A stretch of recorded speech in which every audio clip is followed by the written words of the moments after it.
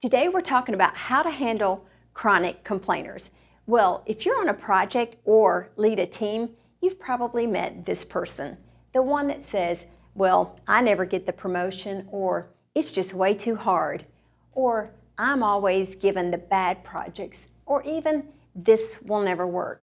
Well, psychology today says that chronic complainers have perceptions about their hardships that are deeply embedded in their personality and their sense of identity. So therefore, there's nothing that we can do to change that.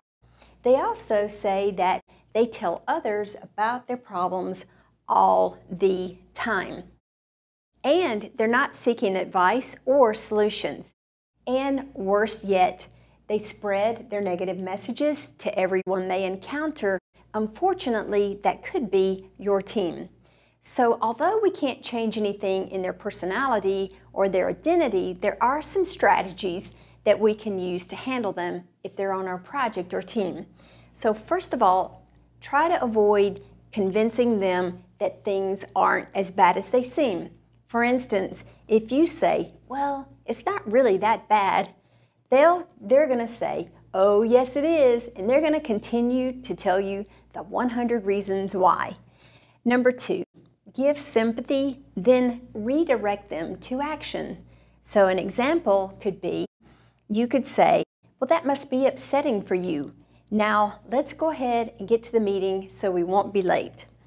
Remember, they're after sympathy, not solutions, so be sincere when you do offer sympathy. And number 3, try not to come up with solutions for them. Otherwise, they're going to continue to come back, be dependent on you, and this also allows them to blame you. So a word of caution is to be able to discern between chronic complainers and authentic complainers, because sometimes their complaint is authentic, meaning it could be correct. So if it is, it's something that you're going to have to consider correcting. But one other thing is to remember to leverage their strengths. I've researched a lot about this and written about it in my book called Optimize Your Thinking, How to Unlock Your Performance Potential. I look at thinking styles and archetypes. So there's one called Dr. Disaster, who represents the thinking style of the pessimistic thinking. The thing about Dr. Disaster on our project or our team is that they usually represent the pessimistic thinking. Sometimes they're right.